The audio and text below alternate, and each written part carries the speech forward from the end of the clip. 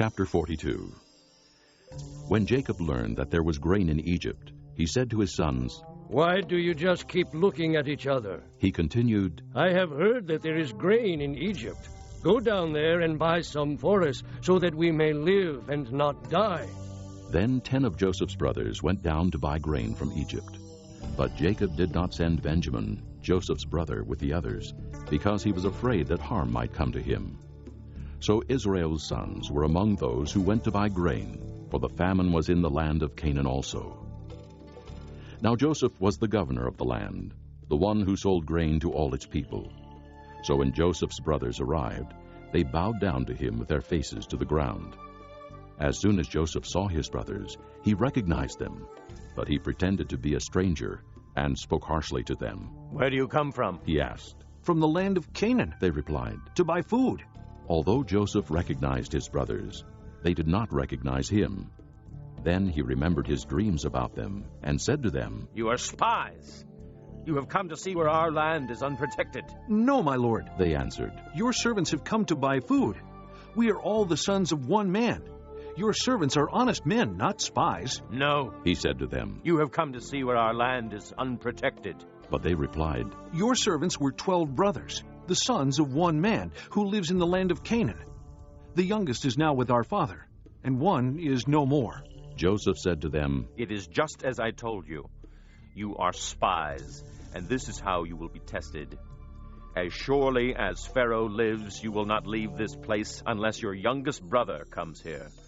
Send one of your number to get your brother. The rest of you will be kept in prison, so that your words may be tested to see if you are telling the truth. If you are not, then as surely as Pharaoh lives, you are spies." And he put them all in custody for 3 days. On the 3rd day, Joseph said to them, "Do this, and you will live, for I fear God. If you are honest men, let one of your brothers stay here in prison, while the rest of you go and take grain back for your starving households. But you must bring your youngest brother to me, so that your words may be verified and that you may not die." This they proceeded to do. They said to one another, "Surely we are being punished because of our brother. We saw how distressed he was when he pleaded with us for his life, but we would not listen. That's why this distress has come upon us." Reuben replied, "Didn't I tell you not to sin against the boy? But you wouldn't listen. Now we must give an accounting for his blood." They did not realize that Joseph could understand them, since he was using an interpreter. He turned away from them and began to weep, but then turned back and spoke to them again. He had Simeon taken from them and bound before their eyes. Joseph gave orders to fill their bags with grain, to put each man's silver back in his sack, and to give them provisions for their journey. After this was done for them, they loaded their grain on their donkeys and left. At the place where they stopped for the night, one of them opened his sack to get feed for his donkey, and he saw his silver in the mouth of his sack. "My silver has been returned," he said to his brothers. "Here it is in my sack." Their hearts sank, and they turned to each other trembling and said, "What is this that God has done to us?" When they came to their father Jacob in the land of Canaan, they told him all that had happened to them. They said, "The man who is lord over the land spoke harshly to us and treated us as though we were spying on the land. But we said to him, 'We are honest men. We are not spies. We were 12 brothers, sons of one father. One is no more, and the youngest is now with our father in Canaan.' Then the man who is lord over the land said to us, 'This is how I will know whether you are honest men. Leave one of your brothers here with me, and take food for your starving households and go. But bring your youngest brother to me, so I will know that you are not spies, but honest men.